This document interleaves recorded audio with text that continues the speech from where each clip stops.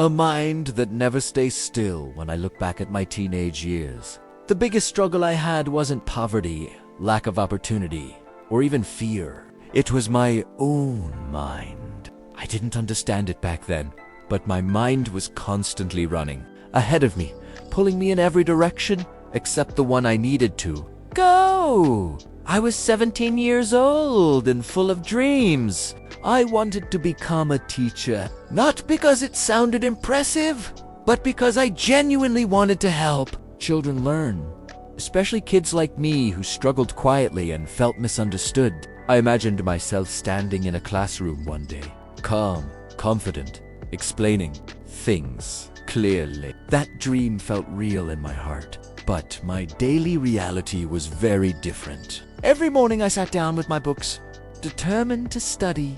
I'd open a page, read a few lines, and then my attention would slip away without asking permission.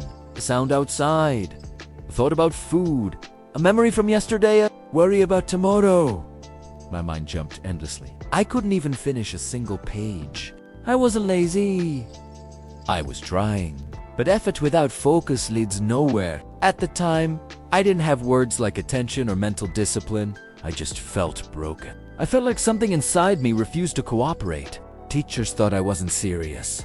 Classmates laughed when I couldn't answer questions. Inside, shame slowly took root. I began to believe I wasn't smart enough, even though deep down, I knew that wasn't true. My father worked the fields every day from sunrise to sunset. He was exhausted but disciplined. He didn't complain. He didn't quit halfway. Watching him made my failure hurt even more.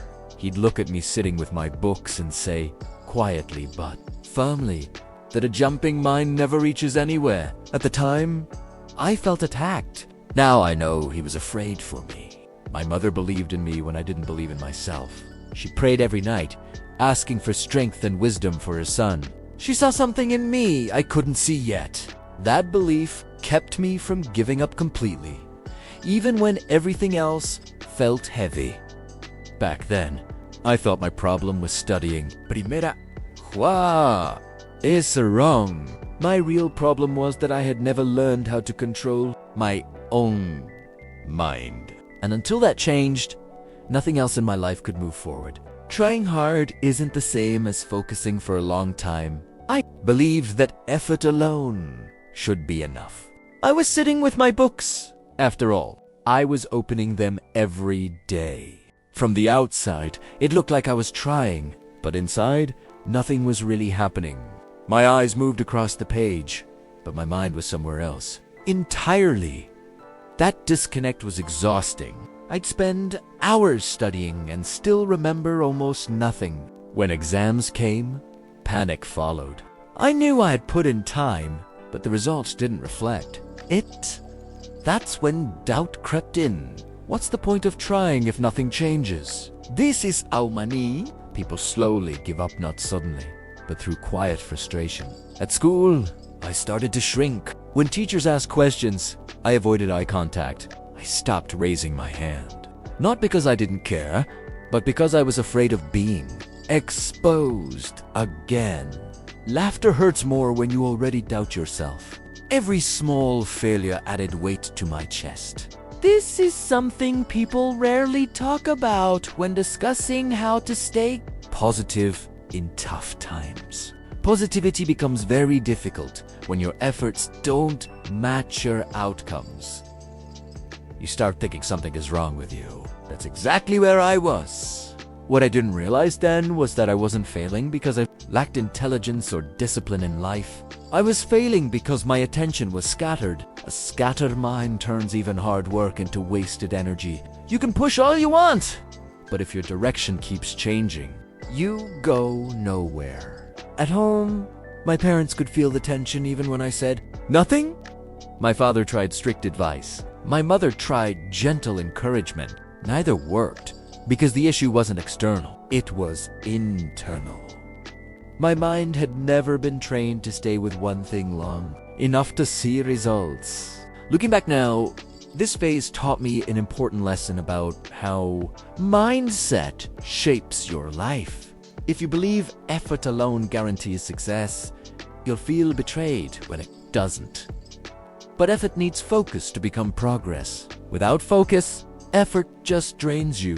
I didn't know it yet, but I was standing at the edge of a turning point.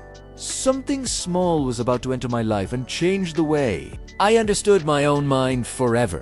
The day everything slowed down, the turning point didn't come with noise or drama. It came quietly, on an ordinary day when my parents finally admitted they didn't know how to help me anymore. That night, after I went to bed, they sat together and spoke. In low voices, I could hear them through the thin walls. They weren't angry. That was the worst part. They sounded tired and worried. The next morning, they told me we were going to visit a man who lived near the river, under a banyan tree.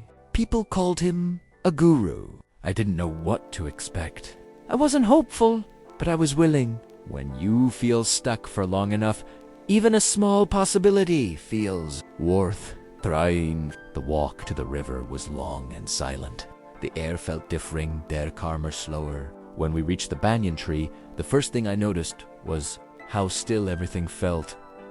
People sat quietly. No one talked loudly. For someone like me, whose mind never stopped moving, that silence felt uncomfortable. And the Guru didn't look powerful or impressive. He looked peaceful. When he asked me what I felt inside, something broke open. I told him the truth. I wanted to study. I wanted to succeed. I wanted to make my parents proud. But my mind didn't listen to me. It ran everywhere. I felt like a failure before my life had even begun. He didn't interrupt. He didn't judge. He simply listened. That alone felt strange. Most people tried to fix me with advice. Didn't they? When I finished speaking, he said something simple that stayed with me forever. Your mind is not bad. It is just untrained. Those words changed how I saw myself. For the first time, I didn't feel broken. I felt inexperienced. There was a difference. If something is broken, it can't be fixed. If something is untrained, it can be trained. That was the moment my life began to slow down, and it finally started to move forward. Training the mind, not fighting it. The Guru didn't give me a long lecture. He didn't talk about intelligence or success. Instead, he reached into a small cloth bag and pulled out a simple white candle. He lit it and placed it on a flat stone in front of me. The flame moved gently with the breeze, quiet but alive. He asked me to do something that sounded almost too simple. Just watch the flame. At first, I thought, that's it. I had expected something more complex. A trick. A secret. But within seconds, I understood why this was harder than it sounded. My eyes were on the flame, but my mind was everywhere else. Thoughts appeared without warning. Memories, plans, sounds, worries. I hadn't even realized how loud my inner world was until I tried to sit still inside it. After a minute, the Guru asked where my mind had gone. I felt embarrassed. Admitting the truth, it had gone everywhere. He nodded calmly and said something I still remember clearly. You don't control your mind yet. Your mind controls you. That sentence wasn't said with cruelty. It was said with clarity. He explained that the mind is like a wild animal. If you never train it, it'll run wherever it wants. And if it runs everywhere, it reaches nowhere. Fighting the mind doesn't work. Forcing it doesn't work. Training it does it. The candle, he said, was not magic. It was just a tool. A point of focus. A way to practice bringing the mind back. Again and again, without every time the mind wandered and I brought it back to the flame, I was strengthening it just like a muscle. He told me to practice every morning and every night. 10 minutes, no more, no less. Every single day. No skipping, no excuses. For the first time, I didn't feel overwhelmed. This wasn't about becoming perfect. It was about becoming consistent. And something inside me felt calm, knowing that the solution wasn't far away or complicated. It was simple, but it required honesty and discipline. I went home holding that candle like it was something precious. That night, when I lit it in my room, I didn't expect miracles. I just sat there, watching the flame, learning for the first time what it felt like to meet my own mind without running from it. The hardest 10 minutes of my day, those first 10 minutes were harder than any exam I had ever taken. I would sit in my small room, light the candle, and tell myself, just watch the flame. And almost immediately, my mind would rebel. Thoughts crashed in like uninvited guests. What should I study tomorrow? Did I forget something? What's for dinner? Why is the dog barking?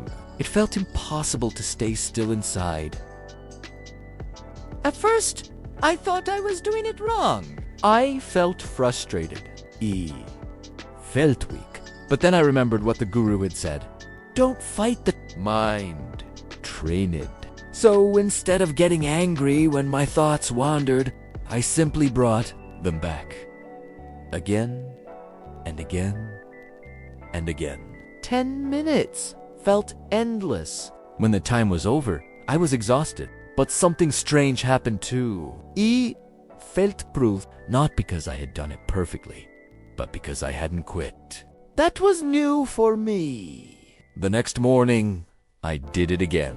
It was still hard, but slightly less chaotic. My mind wandered, but I noticed it sooner.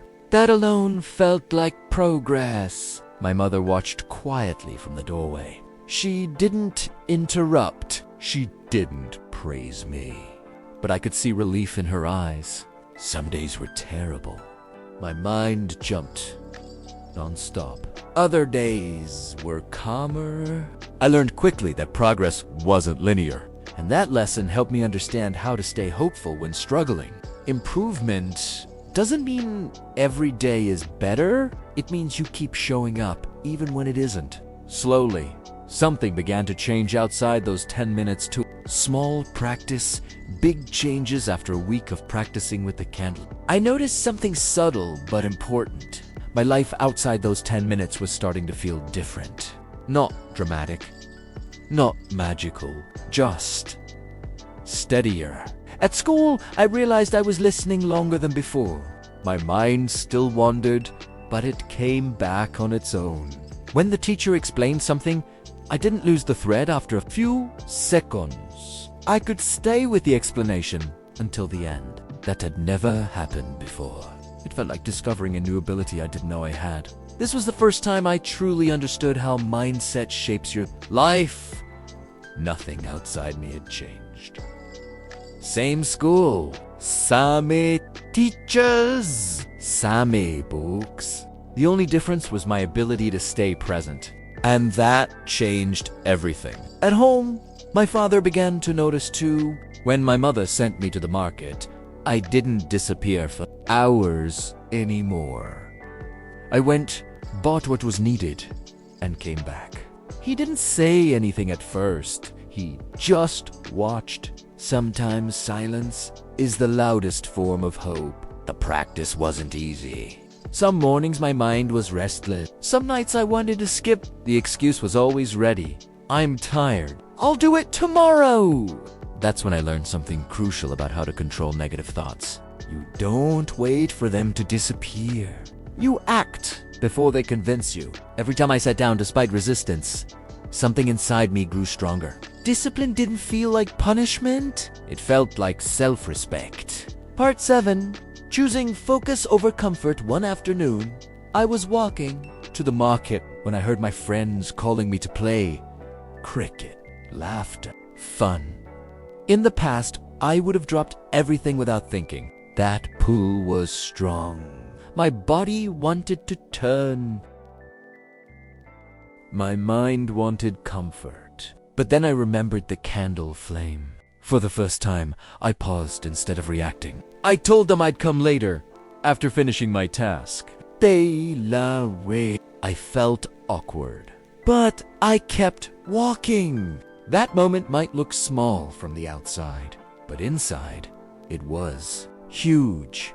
I had chosen focus over comfort. This taught me how to stay positive in tough times in a very real way. Positivity isn't always smiling. Sometimes it's doing the uncomfortable thing because you know it's right. When I finished my work and later joined them, the joy felt different, cleaner, earned.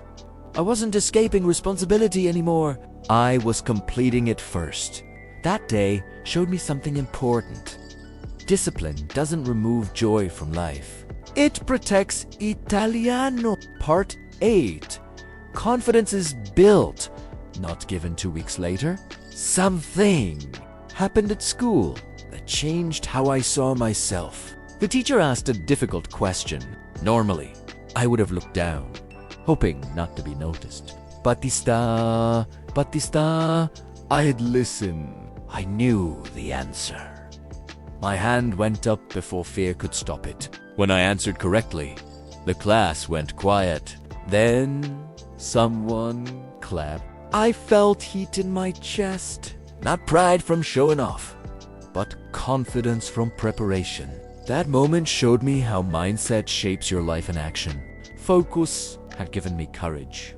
From that day on, I stopped seeing myself as the distracted boy. I was becoming someone new. Someone who could finish what he started. Someone who could stay with a task. The candle wasn't just training my attention. It was rebuilding my identity. Part 9. The mind becomes a friend by the 3rd week. The practice felt different. My mind still wandered, but it didn't feel like an enemy anymore. It felt like something I was learning to guide. Gently, patiently. This is when I learned how to stay hopeful when struggling. Hope came from noticing progress, not demanding perfection. I didn't need to control every thought. I just needed to return to focus when I noticed I'd left. Itta. Skill began spreading into everything. Studying, listening, working, even conversations. I wasn't rushing anymore. I was present. When we returned to the Guru after a month, I spoke with a clear voice. Not because I was confident by nature, but because I had practiced clarity daily. When he said the candle didn't change my life, I understood. Primera de Part 1.0. A disciplined mind creates a future years later. When I finally stood in a classroom as a teacher, I often thought about that flame, about how something so small had reshaped my entire life. Whenever I saw a child struggling with distraction, I didn't judge them. I recognized them. Kabir's story became a motivational story in English I shared again and again. Not as a fairy tale, but as proof. A simple English story for adults and children alike, showing that focus is learned, not inherited. This is also how to learn English through story. Not just words, but lessons that stay with you. If there's one truth I want you to remember, it's this. If you control your mind, you control your life. Start small. Stay consistent. Train your attention like you would train a muscle. A disciplined mind is not born. It is built. If you control your mind, you control your life. Kabir's life didn't change because of luck. It didn't change because of talent. And it didn't change because someone saved him. It changed because he learned to discipline his own mind, one small practice at a time. The truth is, most of us don't fail because we lack ability. We fail because our thoughts run us instead of the other way. Around a distracted mind wastes effort. A disciplined mind multiplies it. Kabir learned that focus is not a gift. It is a skill. And like any skill, it grows with daily practice. If your mind jumps from one thing to another, if you Start but never finish. If you feel capable but stuck, nothing is wrong with you. Your mind is just untrained. Start small. One practice, one habit, 10 minutes a day. Train your attention like you train your body. Bring it back again and again without anger. Over time, your focus will grow. Your confidence will grow. Your life will grow.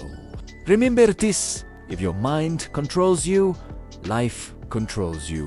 If you control your mind, you control your life.